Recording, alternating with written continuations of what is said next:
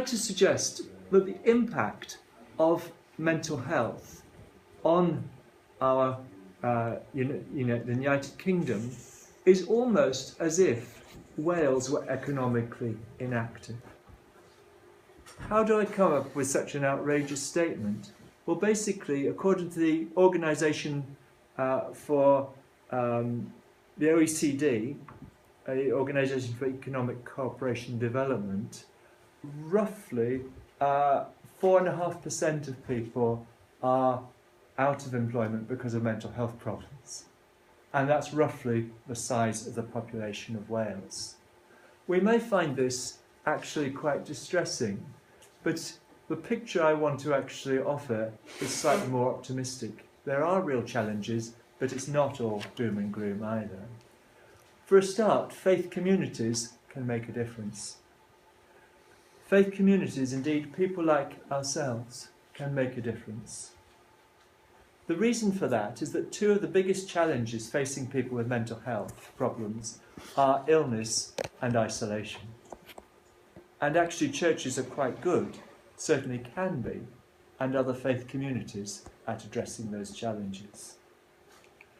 But our task may not seem easy if we find that statutory services are unresponsive. I know there have been times myself when I've been a vicar and I've tried to actually refer someone to services, and it hasn't always been straightforward.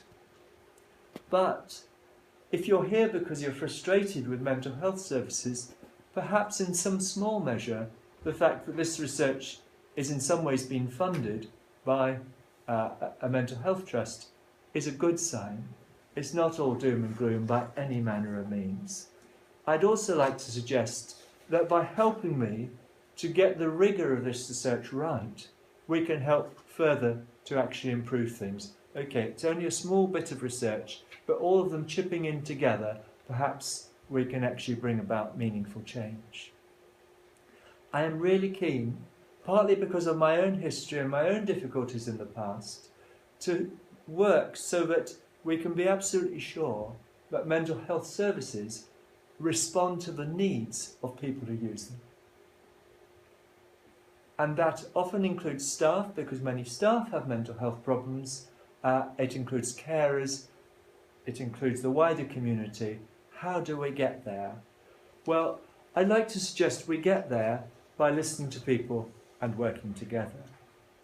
Shared solutions, finding common concerns addressed, listening to service users, carers, staff, community leaders, is probably heading roughly in the right direction. A solution through listening and working together. But it doesn't make much sense for me to talk about listening to people if I'm not also prepared to listen to you. So, I'm going to ask you very quickly, if you're interested, if you don't want, just to mention your name and then mention something about what brought you here today. Would you be happy to? As I say, just say pass if for whatever reason you don't want to. Yeah. I'm Len, and MSc Spirituality, Theology and Health program. Mm-hmm. I came here because I wanted to know more about how mental health can be improved with the sense of spirituality to, in general, not only the people who is mentally ill, but who thinks themselves are healthy as well. Mm-hmm. Excellent. Thanks very much. I'm David Atfield, long-term retired. I take quite an interest in all kinds of theoretical subjects in Durham. Among them are the health service and health issues and the kind of seminars that Chris does here. That's why I'm here. Mm-hmm. That's great. Thanks very much. Dr. Pound, I'm your supervisor. I've come to see you. Chris, present your work live, etc. Yes. Thanks very much. It's great to have you here. Absolutely. Yeah. I'm Marion Bell. I'm a chaplain in two mental health hospitals in the North East. And I came here to see if you have any new ideas about actually engage with the community. Excellent. Don't worry about the spelling.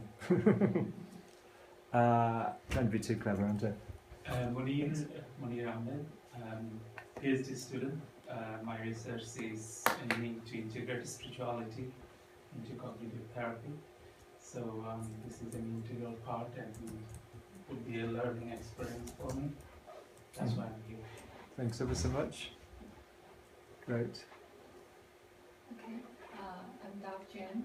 I think I know you have been thinking of doing some revolution or reformation about NHS pharmacy system. So I'm wondering how has your project going on? So I come to hear more. Certainly. I don't think we'll bring about the revolution in this room. Give me another 5 years. Thanks. No, thanks very much. 5 years, okay. I'll invite you back in 5 years. Yeah, keep me away for the time in between. Thanks. Hi, Yeah. I'm Agnes. I'm a physician from South Korea.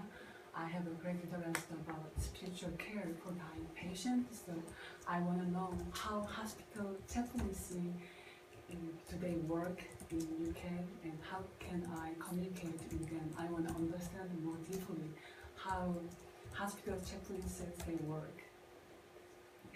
No, thanks very much. I'm interested to. Yeah. Yes, one thing I must say, however, unfortunately, I have to disappear almost bang on 6 because I've got a train to catch. Okay. But you have got my email on the handouts, so do feel free to get in touch if you want afterwards. If I shoot off, please forgive me. But lots of interesting conversations potentially. Thanks, Chris. I'm Chris. I think you know who I am. Absolutely. Yes. Because I'm also your supervisor, and I organise the seminar. Yes. Supervisor. So I've got a psychiatrist and a psychoanalyst supervising me. Draw your own conclusions. Thanks both. Right, okay. Just going to get this off there. So we'll come back to that one in due course. Okay, right. This is now going to give me a little bit of technical jip. There we are. I've asked if we can record, so we can skip that. What I'm going to do now, sorry. Hang on a minute. Is that lights with your eyes, Julian? It is a bit, to be honest. That's better. Thanks ever so much. It wasn't. Is that one, Marcus? Oh, that one. Thanks. It wasn't there earlier. No, the sun's moving around. But, yeah. Thanks. That's much better.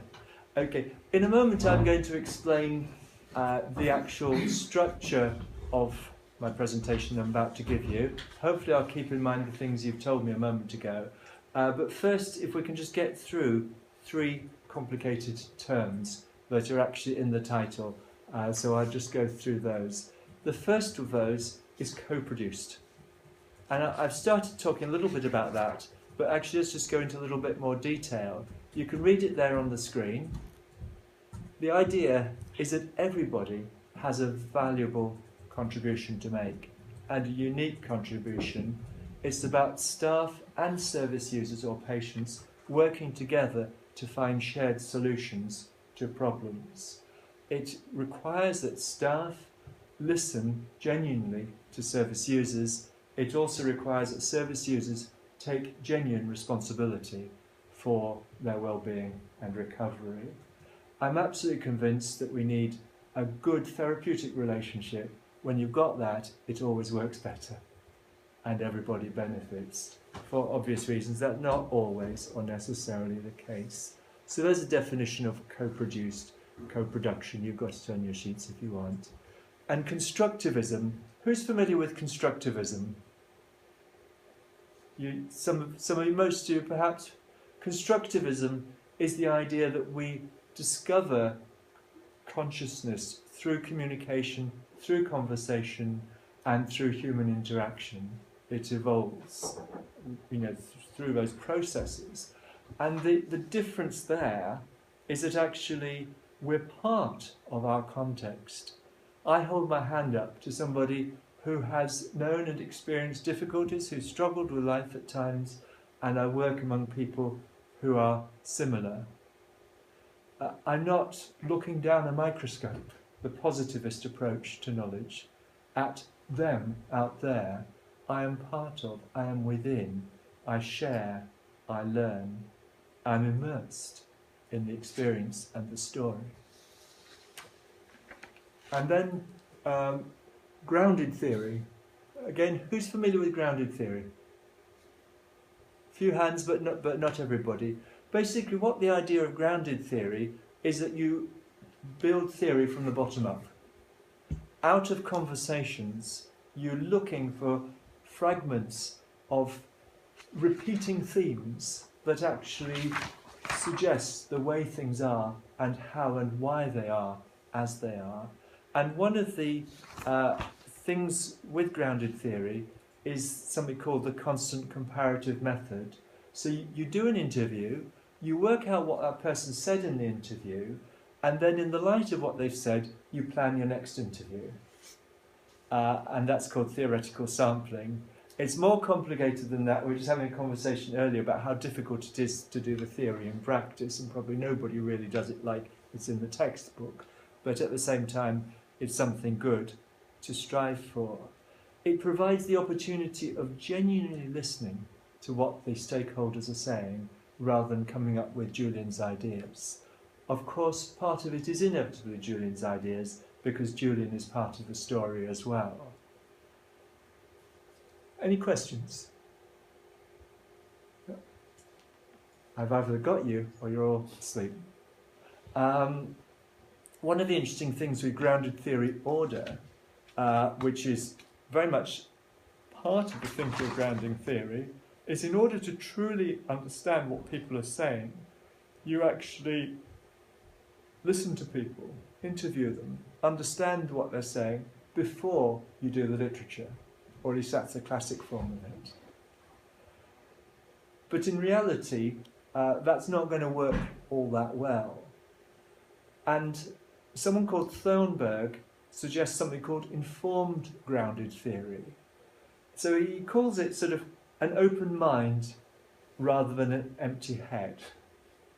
And the idea here is that actually we don't try and fill ourselves up with the literature so we have all the preconceived ideas, but neither do we go in pretending we know nought, because obviously and absolutely we do. We know a lot. And I've been working in mental health, on and off. Well, I've got over 10 years service in the NHS, so how can I pretend I know nought? That's stupid. If we try and stick with the narrowest definition of grounded theory, then actually we would never be able to research our own area. If I were to actually go in tabula rasa with an empty head, I couldn't possibly do anything in mental health. I'd have to find some field that I know nothing about. It might be telephony, for instance, how to design a telephone system. I could interview people about that. But hey, what would I know? Where would I know where to begin to ask? It's partly because I know what to begin to ask that I have a contribution and a place in all this. We're back to the constructivist stuff, how knowledge is built and how we understand things. Secondly, it's very easy if you say, well, don't worry about the literature, to actually have a lazy ignorance. This is Thornburg, not Julian. We could actually say, well, literature doesn't matter. Hey, cool. All I have to do is the interviews. I don't need to bother reading anything. And all that time spent in libraries, yeah, good. So that's not fair either. The other thing that Thornburg says it's a problem with traditional grounded theory in its purest form is that, imagine that I didn't know anything about mental health. I do this study. Because I then know something about mental health, I could never do any more study in it. Does that make sense? So once I've researched it once, I know about it. Therefore, I must go and research something else. And somebody else who knows nothing about it has to come in and try and learn. And the other thing is, I wouldn't be sitting here in front of you now if I hadn't prepared a research proposal to the university, would I? In order to get on the course in the first place and to get permission to work in the NHS, I've had to do loads of reading and reference things. So how can I claim I don't know anything? Or how can any other researcher claim they don't know anything? But one of the things here is that it's easy to take a swipe at pure grounded theory, pure induction, where we build theory from the bottom up. But let's not pretend either that the deductive method, the standard hypothesis testing, exists typically in its pure form either. Because usually people explore a theory and find their way into it and feel their way through it as they're going through the experiments. So arguably neither pure induction nor pure deduction works.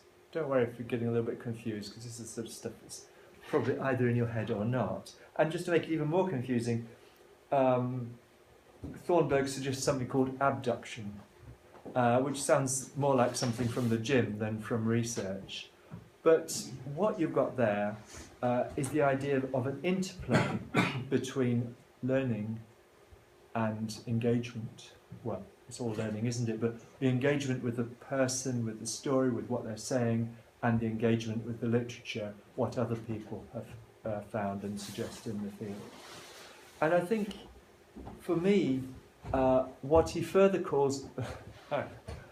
it's lovely to be dazzled by the sun, isn't it? It's the first time this winter. He advocates what he calls theoretical playfulness. And for me that's an absolutely lovely expression, that we listen to people, we're excited and challenged by what they're saying, but we'll also have that sort of fascination with what theories might evolve from it, and we interact with the literature to see what richness and what weakness there may be there as well. So for me that's a good place to be. Okay, is everybody with me? So we've done our terms. I'm now going to talk to you about the structure of a seminar, so you kind of get a little bit of the idea of the plot. First of all, we're going to look at the background and rationale. Why am I doing this? Where's it come from?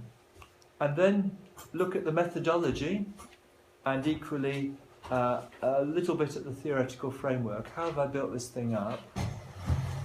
The literature, I will tell you some pieces of literature that actually I've been working with, but have actually also been part of the background. The remaining work, I've got another 3 years plus to be doing this, and then we come to the summary, and of course an opportunity for you to ask your questions. And I hope I've set a few things moving in your mind. Okay. First of all, the background and the rationale. The background is quite good fun. Oh, thanks ever so much. That's great. My eyesight isn't fantastic, and I've got this large print, but when the sun comes, it just gets me. That's lovely. Oh, don't worry too much. It'll be fine. Thanks. Mary, I think if you pull the right hand one across the bit as well, that might help. That's it. Yeah. God's bigger than us, isn't he? That's it. Perfect. Excellent. Right. Okay. I've had involvement over the years with a number of people. One man, I remember, I went to visit him in the community. He had a diagnosis of schizophrenia, and he lived in a flat above a busy main road.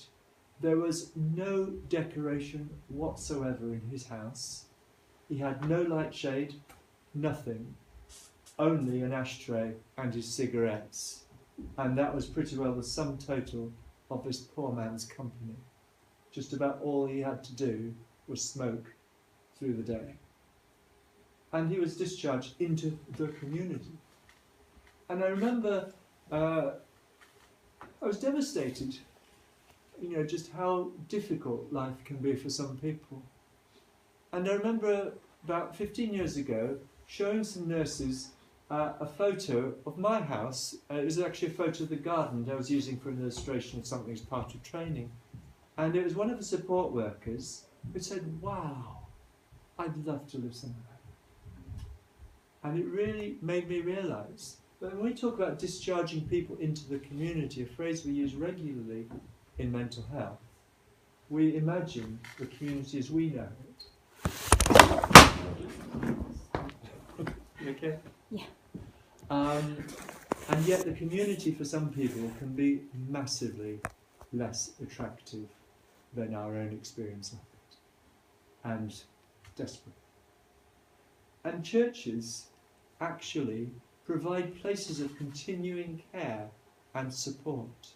Now, don't get me wrong, churches don't always get it right. We all know that. But potential is there.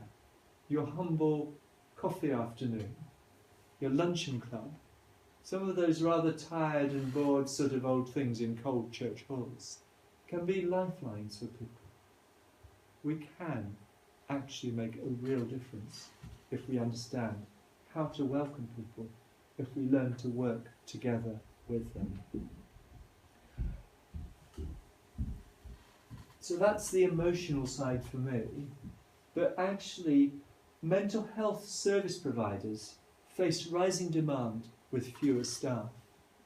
If you've been on, seen the news, you'll realise the scale of it. 2013-14, 18,000 detentions under the Mental Health Act, people made to stay on wards against their wishes in England alone.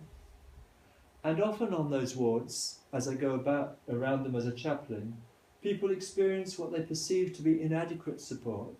The staff are all in the office on computers, writing their reports, being held to account for the things that they're held to account for. And it's not easy for the nurses. I'm not pointing fingers at them for one moment. But it's tough. And people are discharged, like this man I mentioned, into the community, and the net result is often they're back in a few weeks' time and go through this sometimes called revolving door. Faith communities find that their efforts are hampered because they know little about mental health and how it works and what the challenges are, how to support people. When they make a referral, they rarely hear anything back. And surely, if somehow this can work together so that mental health services feel they can trust faith communities, and actually faith communities feel they can be supported by mental health services, it will be to everybody's advantage. One of the key issues here seems to be something to do with data protection legislation, designed and intended to protect service users, patients, from unwanted use of their information. And yet somehow faith communities experience exclusion. How do we work this one? Perhaps part of the problem is that the legislation is being used in the interests of the service rather than the service user. Could a revised framework encourage cooperation between services and faith communities and support each in making their distinctive contributions so that they both benefit? Previous research has often worked with one group, like ask the nurses or ask the patients.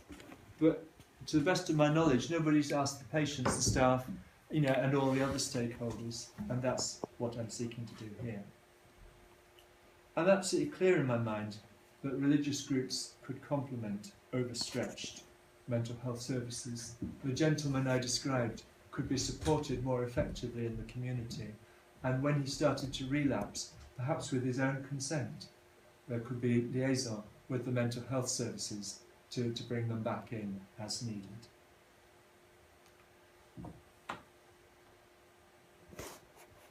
Mental health services, churches would value the advice, the skill set that the mental health services have.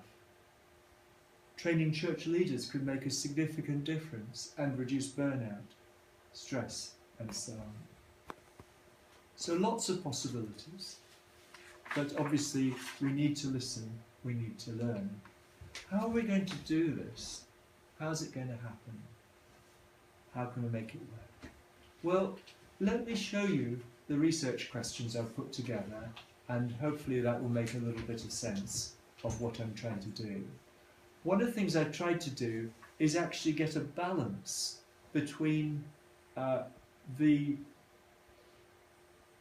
people who say, well, churches are God's answer to everything, on the one hand, and the people who say, oh, they're a load of proselytizing freaks. You know, they're going to brainwash our service users. You need to balance somehow between the sometimes genuine concerns and, on the other hand, the prejudice and bigotry that does exist. So, first research question is, do stakeholders consider that greater cooperation between mental health services and faith communities would benefit service users and carers? My supervisors very kindly helped me reword this, because originally I had something like does, which actually would be an evaluation. So we'd probably want to go down the path of statistics. But actually we want to know what the stakeholders think, how they feel, what they experience. So we've rephrased that one. The second one is actually, what would they consider to be safe and effective protocols? There are problems, there have been problems. We mustn't run away from those. We need to ensure that whatever practice is advocated, rather than the status quo, is safe, as well as beneficial.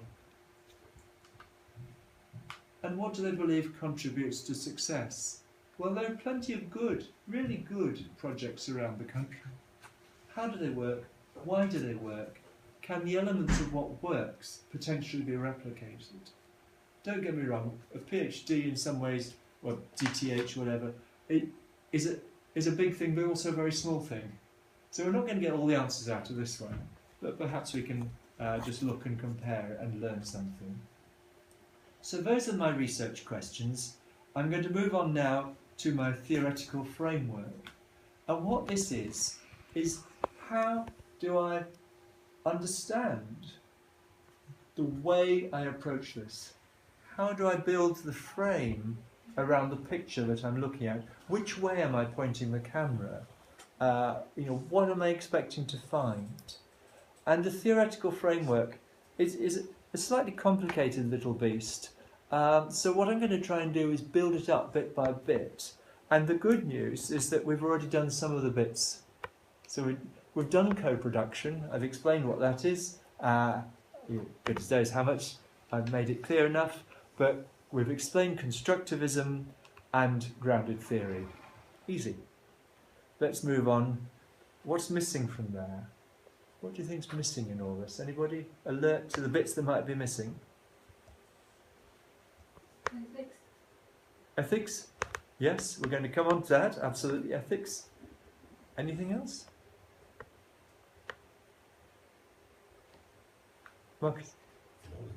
Theology. Yeah, absolutely. So we've got liberative ethics, which comes from liberation theology in its origins. I'm going to say a little bit more about that in a moment. And beyond that, we've got the inevitable pastoral cycle as well. Okay? So there's definitely theology in there. There's definitely ethics in there. Here, hopefully, we got a balanced way of looking at things. I'm going to explain a little bit more about some of these, well, in other words, liberative ethics and Lartey's pastoral cycle.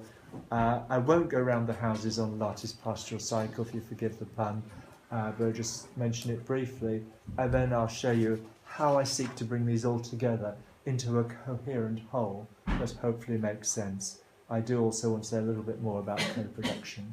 Are you following? You okay? Okay. Liberative ethics.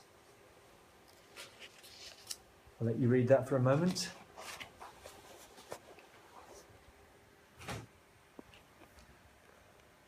De la Torre is a Hispanic American, so he sees himself as somebody from a disadvantaged minority, and he describes liberative ethics as a family of ideas with different emphases. So we can't say this is liberative ethics. It's kind of almost a postmodern thing, if I got my terms right there. It's a set of ideas. It's an accumulation of gathering of thoughts and forms, and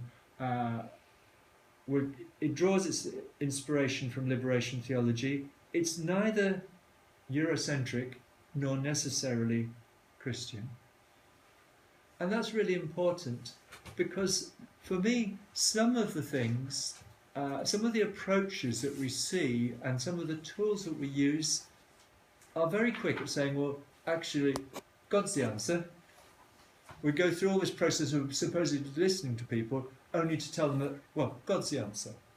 And at one level, in my mind, of course God's the answer. But in another sense also, we need to see where God is working and through whom God is working.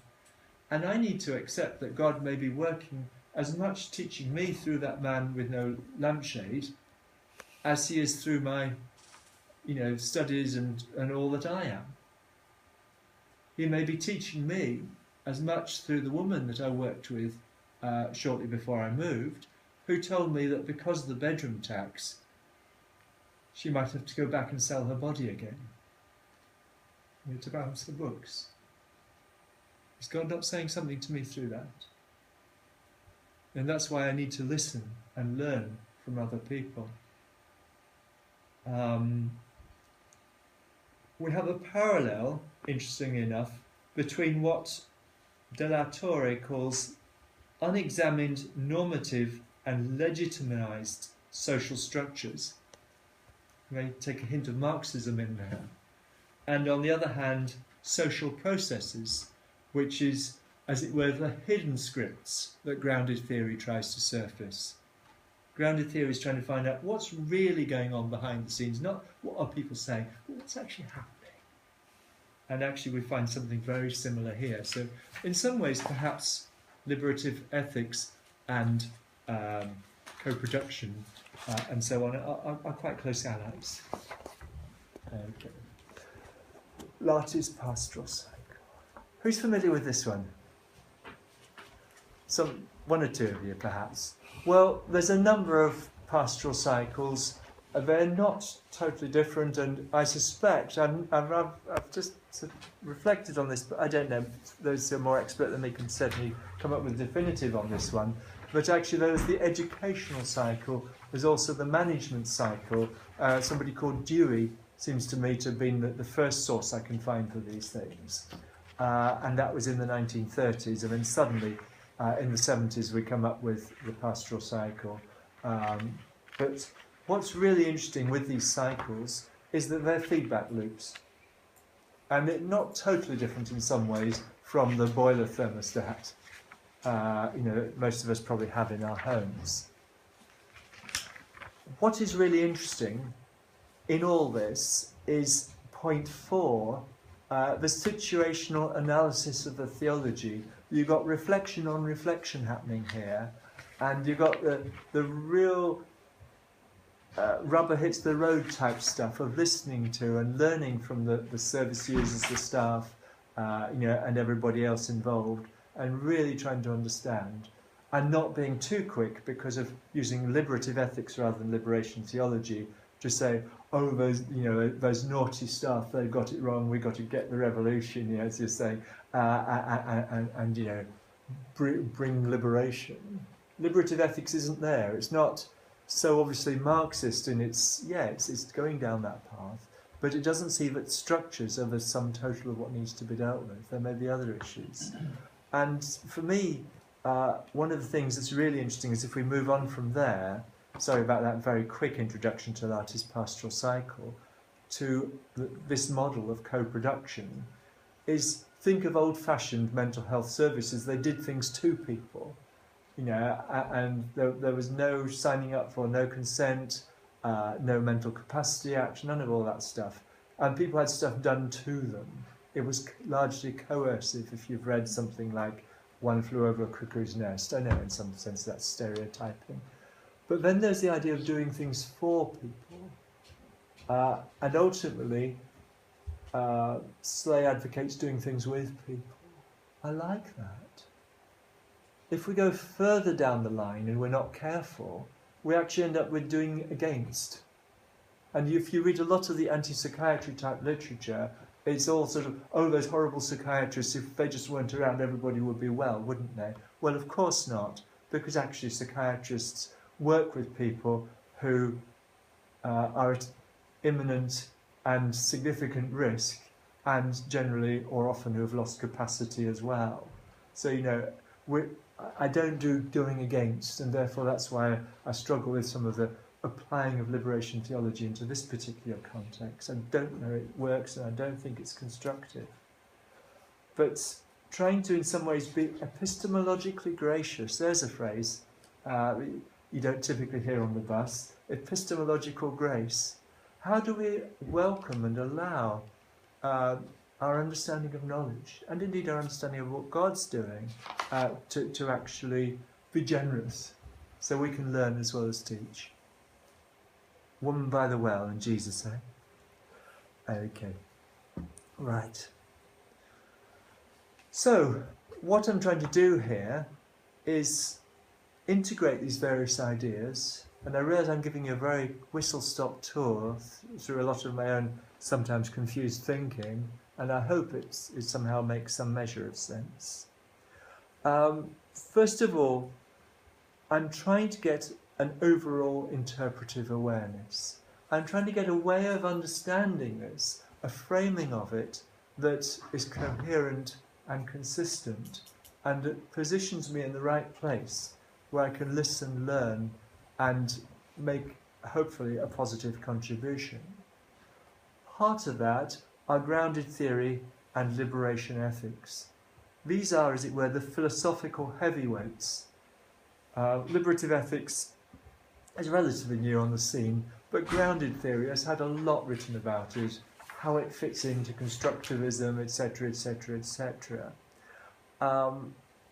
And I think, for me, liberative ethics provides the broad philosophical framework that I want to work with. Lartey's pastoral cycle is hugely important because it describes the manner of theological reflection. And one of the interesting things about Lartey is that he is a Ghanaian Christian. And when I talk about liberative ethics not necessarily being Eurocentric, you could see perhaps something of what I'm saying here, but he comes from a different culture and a different background. I spent 3.5 months in Ghana, you know, so it means something to me, it connects with me at a different level. And co-production is also part of the equation because it ensures that the diverse contributions of everybody are respected. It's not easy being a staff on a psychiatric ward. It really isn't. It's a tough job, and they're under huge pressure. It's not easy being a service user on one or a carer visiting whatever either. And constructivist grounded theory, well, that provides the data gathering strategies. That gets me from conversations to hopefully a thesis at the end of it, if that makes sense. Or hopefully more importantly than the thesis at the end of it is something that actually is meaningful for the likes of the man with the lampshade or the woman who thought she might have to sell her body because she couldn't make ends meet. Right. Any questions? Shall we move on? The literature.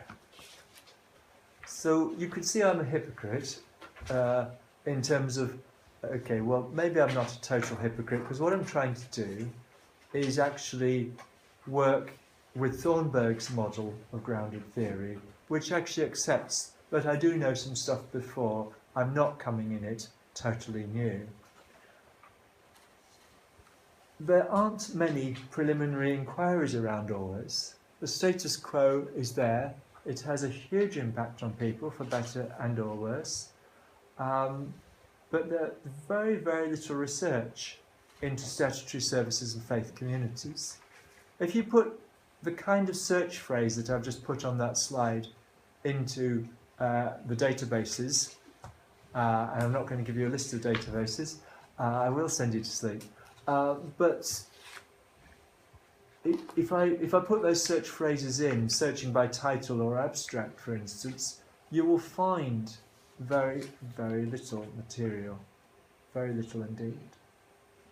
And what I've come up with as a result of hand searches, and that even isn't entirely fair because these people happen to move around where I was, or I was moving around where they were. I've got 3 W's and an R, and of course I'm the odd one out in the outfit, but why not? I'm just going to show you these 4 pieces of work which I think are relevant, and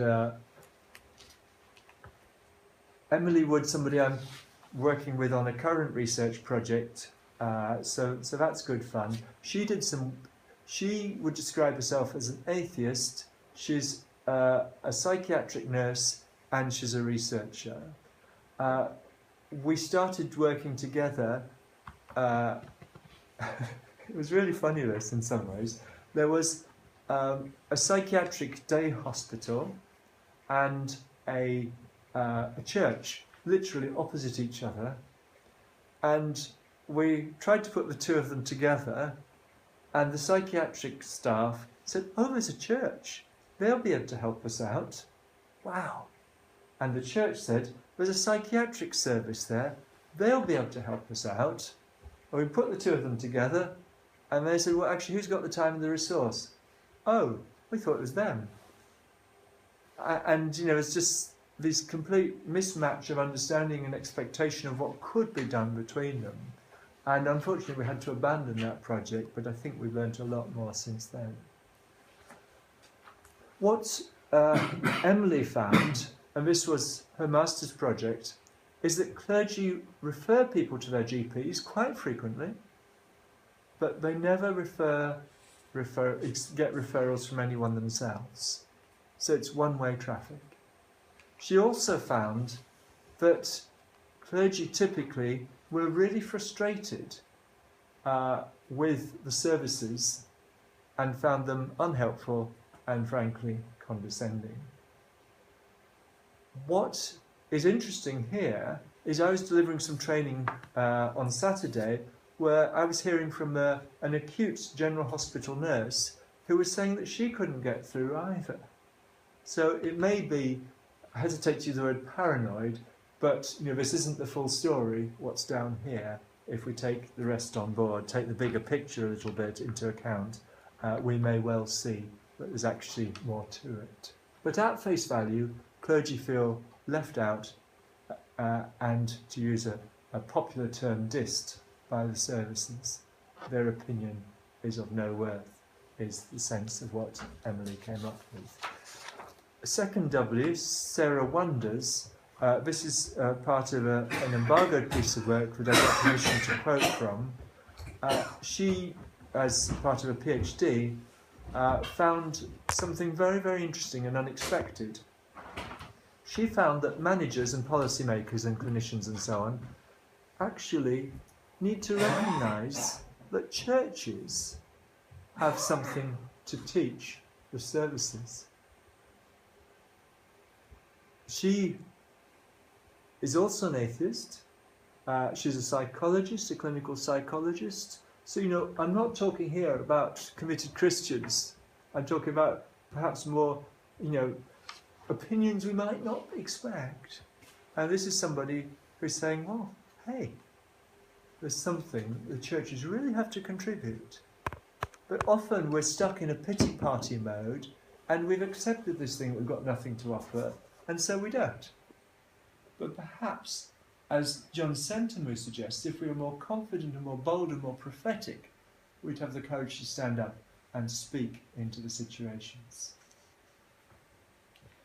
Moving on from there, the third W, and I think this is highly relevant because it wouldn't really matter if staff asked service users or patients what their religious needs were, to use that rather limited phrase. The problem is that staff don't refer service users to clergy or see clergy as relevant. They act as if the churches and faith communities don't exist, but neither do they ever or rarely approach service users and ask if they want their faith to be considered as an important part of their care.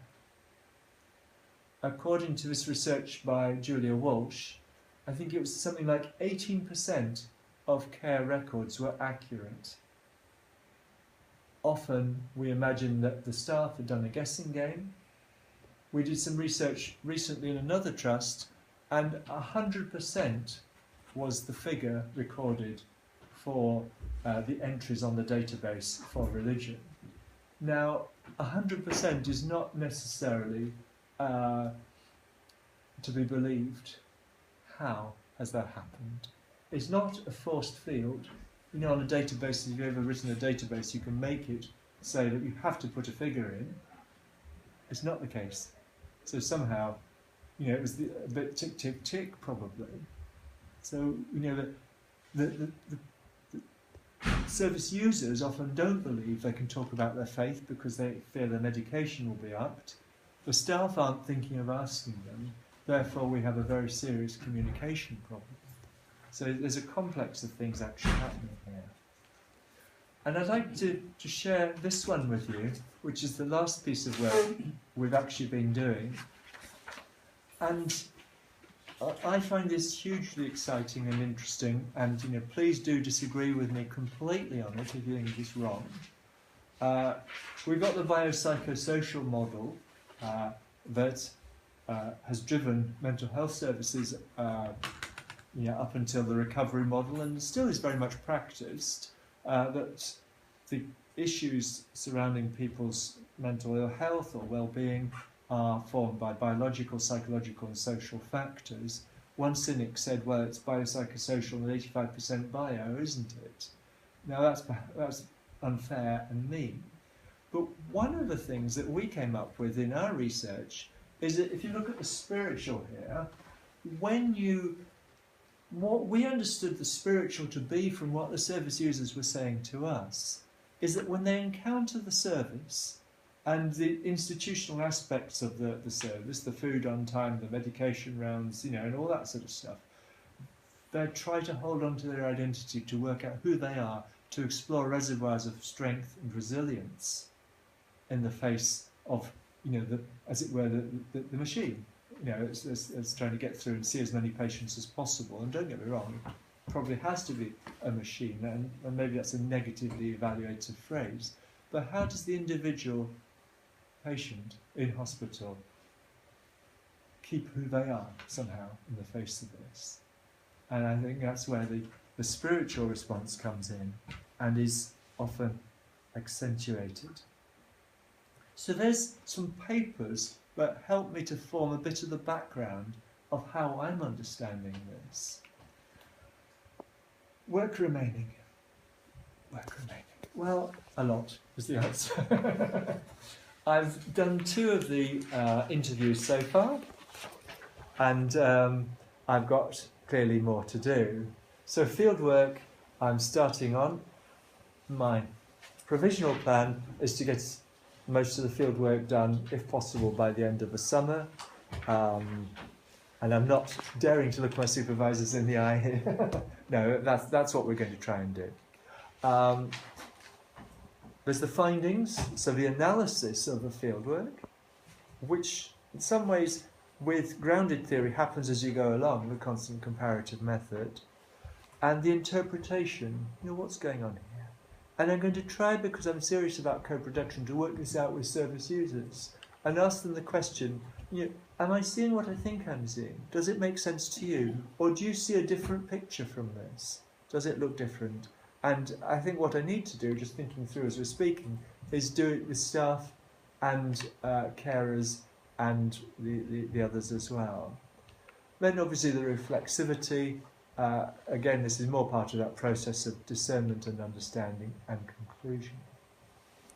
Okay, we're coming fairly near, rest assured, question time. You've probably heard enough of me. One of the things that drives me with this is that I genuinely believe that practical theology can make a distinct contribution to secular professional practice. Sorry about that annoying little image. I kind of hoped it would just go for a few seconds and then switch off, but you're going to be stuck with it, I'm afraid. practical theology, I don't think, is purely about matters of church concern. It can speak into the wider world of professional practice. If theology is God's revelation of himself,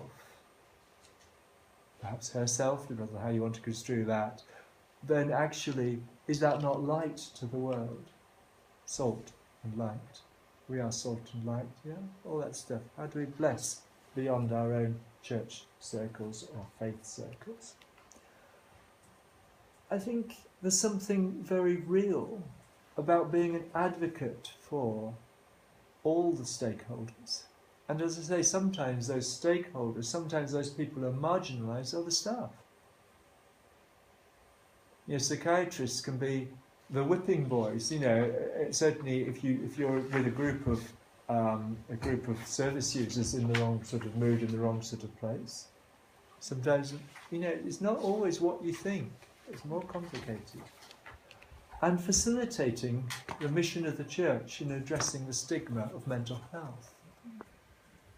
You know, we stood up for slavery.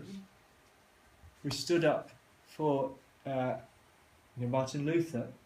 Will we stand up for mental health issues among some of the things we stand up for? But equally, I also reckon that a church that welcomes people with mental health difficulties welcomes people. And therefore, from an evangelistic perspective, not that we should ride roughshod over vulnerable people. If we truly understand how to show them where living water can be found, and to love them with a love that the two people I talked about earlier so clearly needed. And actually, if I also can understand myself as a child loved by God, with all the quirky and screwy bits in me, there's place for everyone. And for me, that is a wonderful possibility. So, summary. I'll just let you read that.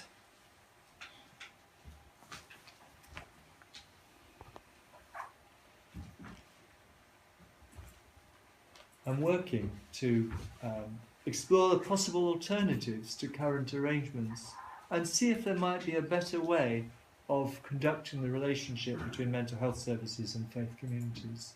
A positive one that recognises the challenges, recognises the problems, and helps to find a way through. It might be, for instance, that churches could undertake NHS-approved training programmes and then be part of something where there's some recognition of what they're seeking to do. I just offer that as a simple example of a possibility. How do we make the best?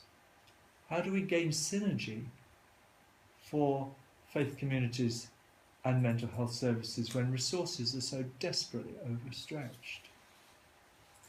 And how do we bottom out what's really happening, the social processes, rather than simply what we think's happening or what some people might wish us to believe is happening?